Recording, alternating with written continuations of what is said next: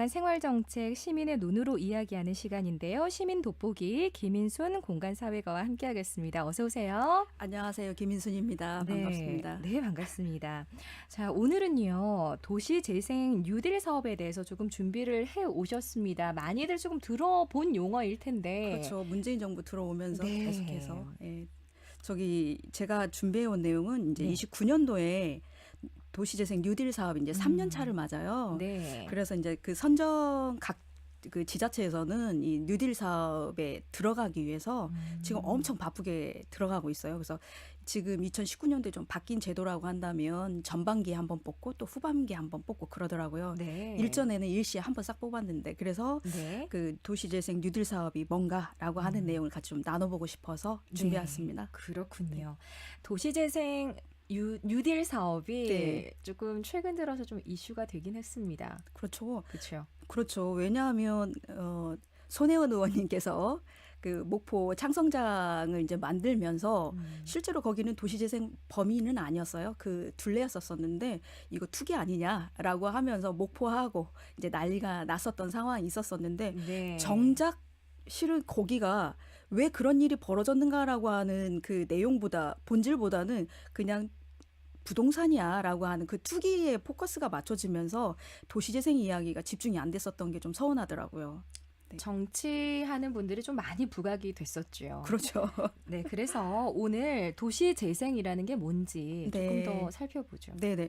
네. 실은 이제 도시재생은 이전부터도 있었고, 그런데 이제 문재인 정부 들어서면서 도시재생 뉴딜 사업이라고 하는 이름으로 등장을 했고, 네. 주요 국정과제 중에 하나였고요. 실제 5년 동안 50조를 쓰겠다. 그래서 1년에 10조씩을 쓰는 거예요. 그래서 네. 60곳, 100곳을 선정을 하게 되면 거기에 이제 n분의 1을 10조 안에서, 그러니까 그 10조 안에서 n분의 1을 하게 되는 거죠. 굉장히 네. 사업비가 큰 것이고 네. 그다음에 지역의 발전을 기대할 수 있는 부분이고요. 제가 좀 전에 인터뷰 내용 들어보니까 네. 사학동 얘기가 나오는데 네. 실은 거기도 도시재생 뉴딜 사업의 한 부분으로 들어가 있는 것이죠. 그렇군요. 네네. 이제 도시재생 사업이라는 말이 있었고요. 네. 도시재생 뉴딜 사업이 있었잖아요. 네네. 이 둘의 차이점이 있겠죠? 네, 일단은 도시재생 이전에 문재인 정부 들어오기 전에 도시재생 사업의 가장 중요한 부분은 물리적인 환경 개선이었었어요. 네. 그런데 지금 뉴딜 사업의 주요한 부분은 주민의 역량, 주민이 중심, 그다음에 공동체를 어떻게 부활시킬 거냐, 또 그를 통해서 어떻게 하면 일자리를 만들 거냐, 그리고 일자리를 만드는 걸 통해서 어떻게 하면 관광을 하게 할 거냐라고 하는 것까지 쭉 연계되다 보니까 그 주민의 역량이라고 하는 게 가장 중요한 부분 중에 하나가 있고, 네. 또 하나의 방법은 지자체, 지방 분권이라고 하는 부분을 또 문재인 대통령이 공약을 했던 상황이기 때문에 그 이전에는 이제 직접 국가가 선정을 했다고 한다면 지금 이제 광역 지자체가 각 단위 지자체에 연락을 해서 뽑을 수 있게끔 하는 역량을 훨씬 더 강화시켜주는 부분이 가장 큰 차이점이라고 볼 수가 있습니다. 네, 그러니까 예전에 도시재생 사업은 그 도시를 정말로 그 재건하는 역할이었다면 그렇죠. 물리적인 환경. 물리적인 네. 환경을 개선하는 거였다면 지금 네. 뉴딜 사업은 조금 더 잘 살고 잘 먹는 어떤 환경 구축해 주겠다라는 거잖아요. 그렇죠. 더 정확하게는 실은 네. 주민의 역량을 키우겠다. 그러니까 물리적인 환경뿐만이 아니라 그 안에 주민이 스스로 무언가 하고자 하는 의지만 있다면 우리가 더 도와주겠어. 조금 더 도와주겠다. 이제 이런 의미가 들어가 있는 거죠. 그러면 지자체 역할이 강조될 수밖에 없겠습니다. 그렇죠. 네. 네. 지자체가 실제로 굉장히 중요한 역할을 하는 게 사실이에요. 그러다 보니까 네. 여기에 좀 부작용이 있기는 하지만 부작용이라 표현하는 것은 지자체 중심으로 갈 수밖에 없는 상황, 속도를 또 내야 되기 때문에 그래서 이제 전반기 부분에서는 아까 말씀드렸던 것처럼 실제로 각 그 전라북도에서는 각 지자체에 도시재생 사업으로 올릴 수 있는 게 무엇이 있는가라고 하는 공문을 보내면 네. 거기 각자가 이제 그 용역이라고 표현하기는 그렇고 필요하다고 한 사업들을 이제 전라북도에 프로포저를 하게 되는 거죠. 그렇죠. 그럼 그 안에서 전라북도가 선정을 해서 이것을 국가에 올리는 역할을 하기 때문에 굉장히 일종의 지방 분권에서의 그 지방의 역할이 확대됐다고 보시면 됩니다. 뉴딜 사업 지역 현황 좀 살펴볼게요. 네. 네. 실제로 이제 그 뉴딜은 전국적으로 봤었을 때 2017년도에 이제 문재인 정부 들어와 가지고는 68곳. 그다음에 2018년도에 총 99곳. 그다음에 이제 2019년도는 국토부에서 발표한 거 보니까 100개 이상을 하겠다라고 했는데 네. 그 중에 이제 전라북도는 2017년도에 6곳, 2018년도에는 7곳, 그래서 네. 총 15곳입니다. 네. 그리고 이것을 다시 또 세분해서 전주가 2곳이에요. 네. 그러니까 2018년을 기준으로 했었을 때 그 다음에 김제시가 정읍시, 그 다음에 남원시, 부안, 고창 해가지고 각 곳곳 한 곳씩이 당선이 됐다고 해야 되나요? 네, 그렇습니다. 선택이 된 거죠. 네네. 그럼 그 각각의 이야기를 조금 더 살펴보겠습니다. 전주부터 좀 살펴보죠. 어떤 네. 지역일까요? 네, 이것은 이제 아까 서학동 같은 경우는 2017년도에 선정된 곳이고요. 예술마을로. 그 다음에 이제 2018년도 같은 경우에는 그 아중리 마중골 있잖아, 아니 아중리라고 표현해야 되나? 그 전주역 앞에 천마중길. 네. 여기가 사업 범위로 들어왔고요. 네. 그 다음에 또 하나는 그 서안산동. 서안산동은 우리 동네 만들기라고 하는 그 영역으로 해가지고 들어왔어요. 그 다음에 정읍시 같은 경우에는 중심 시가지형으로서 정읍역을 중심으로 해가지고 네. 메이플 슈퍼푸드 플랫폼 등을 이 안에서 저기 주요한 사업을 하나를 넣게 되고 그다음에 네.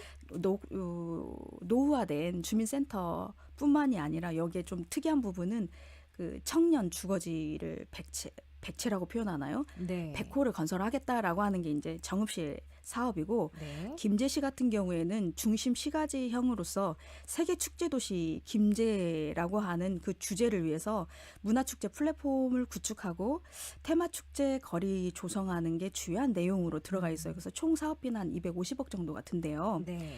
그다음에 남원시 같은 경우에는 일반 근린형으로 선정이 되었고 남원시의 시외버스 터미널을 중점으로 해서 주거환경 개선하고 커뮤니티 활성화가 주요한 사업 내용으로 들어왔습니다.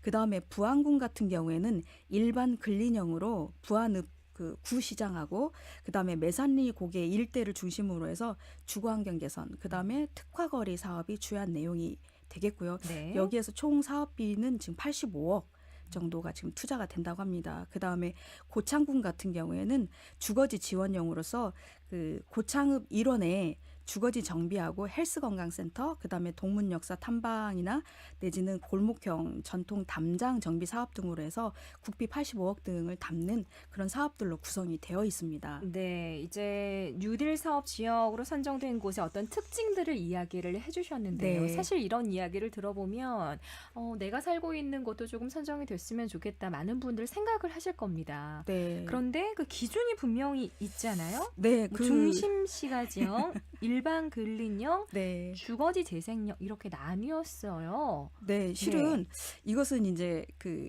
다른 의미가 아니라 인구 규모하고 면적에 관련한 부분이에요. 그래서 그 어떻게 하면은 더 지원을 잘할 수 있을까라고 하는 의미에서 네. 그 지원의 규모를 나눈 것인데 네. 그 중에서 이제 아까 그 우리 동네 살리기 형 같은 경우도 서학동이 우리 동네 살리기 형이거든요. 그거 같은 경우에는 저기 전체 그 대지 면적이라고 해야 되나 면적이 5만 제곱미터 네. 미만의 규모를 나타내고 있고 네. 주거지 지원형은 원활한 주택 개량을 목표로 하는 거거든요. 이것은 네. 5만에서 10만 제곱미터. 그다음에 일반 근린형 같은 경우에는 주거지하고 골목 상권이 혼재되어 있는 지역을 대상으로 하는 곳이거든요. 여기에는 10에서 15만 제곱미터를 기준으로 하고 있고 중심 시가지형 같은 경우는 원도심의 쇠락이 심각한 지역을 대상으로 20만 제곱미터. 그다음에 경제 기반형은 네. 국가나 도시 차원의 경제 사태가 심각해서 이것을 어떻게 하면 재생을 할 건가라고 하는 것을 기준으로 하는데 여기는 50만 제곱미터 내외의 규모를 대상으로 해서 차등 지원을 하고 있어요. 네. 사실 이 정책이 잘 시행이 되면 굉장히 좋겠지만 우려되는 점도 조금 있다고 들었습니다. 어떤 점들이 있을까요? 네, 당연히 우려될 수밖에 없는 게 실제로 뉴딜 사업을 하게 되면서 이미 목포에서 우리가 한번 경험을 했었잖아요. 제일 주요하게 우리가 고민해야 될 부분이 세 가지가 있어요. 네. 첫 번째는 젠트리피케이션이 있는 것이고 이제 두 번째 같은 경우는 이제 주민을 어떻게 하면 역량 강화를 시킬 거냐라고 하는 부분이 과제로 들어와 있어요. 네. 주민의 역량 강화가 이제 두 번째 내용이 되겠고 세 번째는 지역 사회가 제안하고 참여할 수 있는 방법에 대한 문을 열어 열어줘야 되는데 실제로 그 문호 개방에 있어서의 내용들이 좀 차이가 시민이 생각하는 거하고 행정에서 진행하는 부분에서 차이가 있는데 이 부분을 제가 좀 설명을 네. 드려야 될 것 같은데요. 네. 그 첫 번째 젠트리피케이션 같은 경우에는 여기가 네. 개발이 되고 난 다음에는 음. 결국은 이제 좀 돈 있는 사람들이 이 안을 들어오게 되면서 원주민이 일종의 사라지거나 내지 이사를 갈 수밖에 없는 상황이 발생을 하는데 이게 한옥마을에서 이미 우리가 젠트리피케이션을 경험을 했잖아요. 네. 이것이 되지 않도록 하기 위해서 노력이 필요한데 이미 정부가 이거에 대해서 부동산 가격이 어떻게 움직이는가를 모니터링 하겠다라고 네. 이야기를 해서 지금 모니터링 하는 단계를 1월에 발표를 합니다. 네. 그다음에 이제 두 번째 주민 참여 관련한 부분인데 실제로 저희가 보고서를 참고해서 보게 되면은 주민 참여 자체가 너무 미비한 부분이에요. 대개는 이렇게 쇠락한 지역이다 보니까 또 인구도 그 노인분들이 많다 보니까 이분들의 참여를 어떻게 하면 적극적으로 끌어들일 건가라고 하는 내용이 있게 되고 네. 세 번째는 지역사회 제한 부분에 있어서의 고민인데 이게 행정 중심으로 내용들이 가다 보니까 주민들이 먼저 제안을 하고 갈 수 있는 문을 또 한 채널에서는 열어줘야 될 필요가 있다라고 네. 하는 것이 세 가지 정도 안에서는 좀 고민을 해봐야 되겠습니다. 네, 김인순 사회활동가와 함께 오늘 도시재생 뉴딜 사업에 대해서 서론만 짚어봤는데 시간이 이렇게 빨리 갑니다. 네. 조금 다음 시간에도 살펴볼 수 있으면 살펴봐야 할 내용일 것 같네요. 네, 시간이 네, 조금 네. 아쉽네요. 네네. 다음에 다음 또 주에 뵙겠습니다. 이어서 보시죠. 네. 네.